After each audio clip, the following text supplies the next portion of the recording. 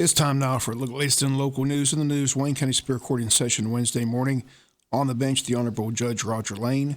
Purpose of Wednesday's hearing to consider a lighter sentence for defendant Shayla Britton, who pled guilty to aggravated assault in her role in the death of 17-year-old Lester Dennison, who was shot and killed back on December 15th of 2020 on Fender Road. 3 defendants stood trial for murder and aggravated assault were found not guilty by a Wayne County jury. They've been released from prison and are free men. Shayla cooperated with the state's case against those 3 defendants, and for her cooperation in the case, she was hoping for a lighter sentence from Judge Roger Lane. Her plea agreement for a guilty plea on the aggravated assault charge brought her a sentence of 20 years, served 12 in prison. On Wednesday, Judge Roger Lane listened to testimony from family members from both the victim and the defense, and once again, Shayla was in court taking the stand, asking for a lighter sentence, that if released, she didn't really know if she wanted to stay in Wayne County or moved with relatives to Aiken, South Carolina. She had both options, as family members were on hand Wednesday telling the judge that if she was released on probation, that she had a place to live. Shayla is 22 years of age, a 2018 graduate of Wayne County High School, has a 2-year-old baby boy with one of the other defendants, Tyler Wooten. Her defense attorney, Jonathan Lockwood, told the judge that she would agree not to have any contact with 2 of the co-defendants, Arian Maxwell and Christopher McCormick, but it would be difficult not to have any contact with the father of her child. Shayla says that she was shocked with the verdicts of the not guilty verdict. She can't believe Lester's killers got away with murder. She stated to the judge that Lester Dennison was a good friend of hers, and all that she wanted from the beginning was justice for her friend Lester Dennison. She turned herself in, talked to the GBI without an attorney, pled guilty to the aggravated assault charge, cooperated with the state in their trial against the other 3 defendants, and for that, her attorney, Jonathan Lockwood, was asking Judge Roger Lane yesterday for probation and credit for time served. State was represented by Assistant DA Clifton Woody. He told the judge that the judge was well aware of the circumstances of the case as he presided over the trial of the 3 other defendants and heard Shayla's testimony in court. The state said that Shayla did cooperate with the state in their case, and for the most part, they state she testified truthfully and told the story from the beginning, and her story had really not changed since the beginning when the shooting occurred back in December of 2020. But the state prosecutor says Shayla was a party to the crime. She orchestrated the entire event. She sold the Xanax to Lester Dennison. She took the fake $20 bills down to Brunswick, Georgia.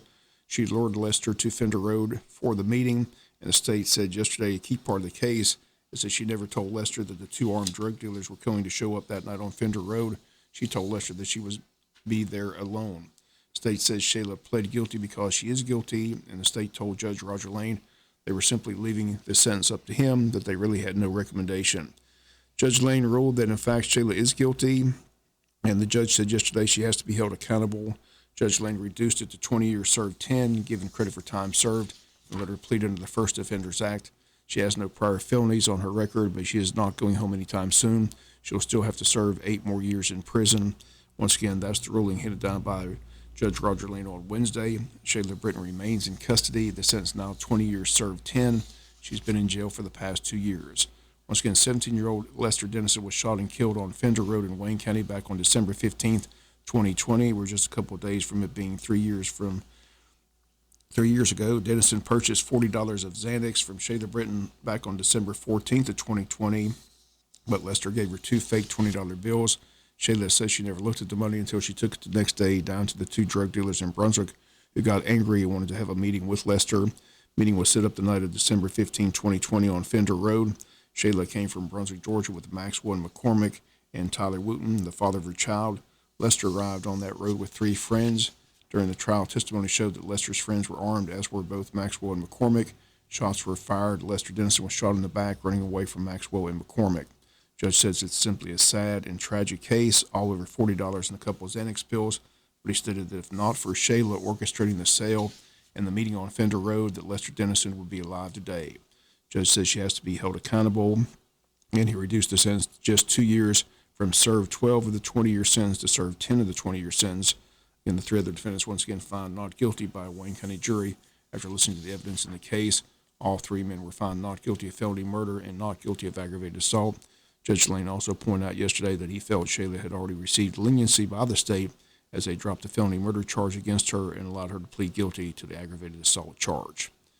We'll be back with more news after this word from our sponsor of the commercial messages, so please stay tuned. Chamber of Commerce once again will host the annual Eggs and Issues Breakfast. It's set for January 5th at Coastal Pines Technical College. Time that morning will be from 8 a.m. to 10 a.m. Our local representatives will be on hand to give a preview of what they expect will take place in Atlanta during the 2023 legislative session.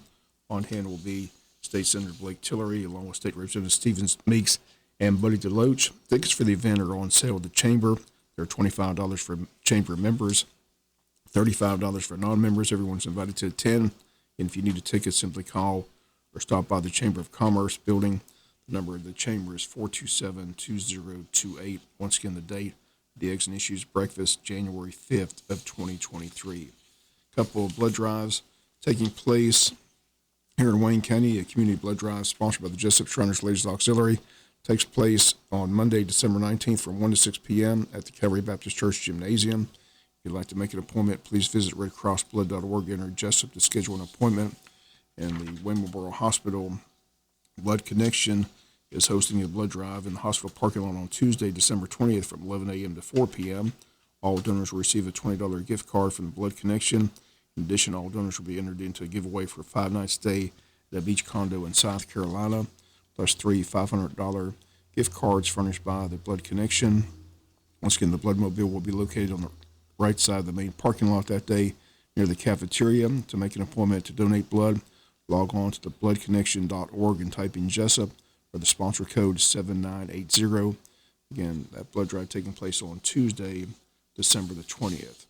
And City of Scriven gearing up for Christmas in the Park. It's a week away. It takes place next Thursday, December 15th from 6 to 9 p.m.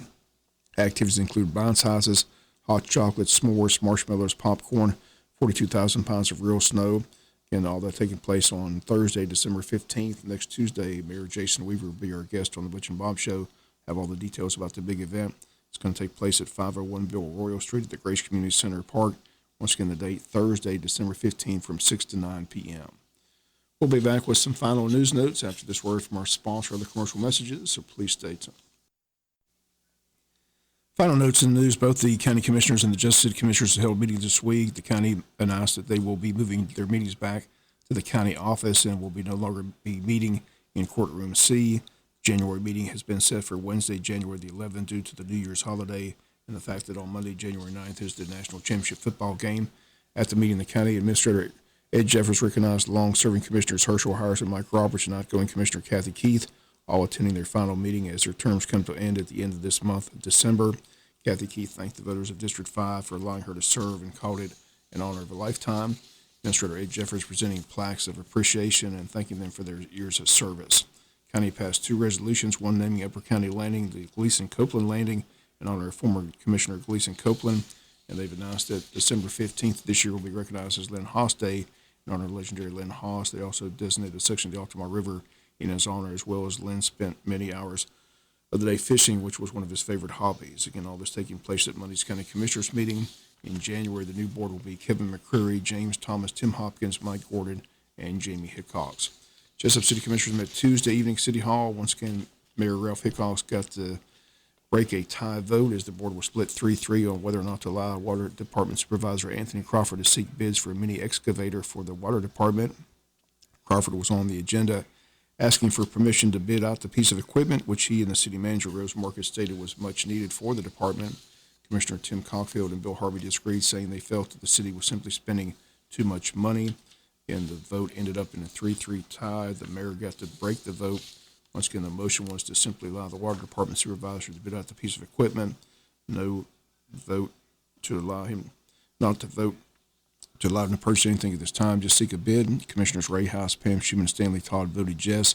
Commissioners Bill Harvey, Tim Cockfield, and Shirley Armstrong voted no. Again, a 3-3 tie.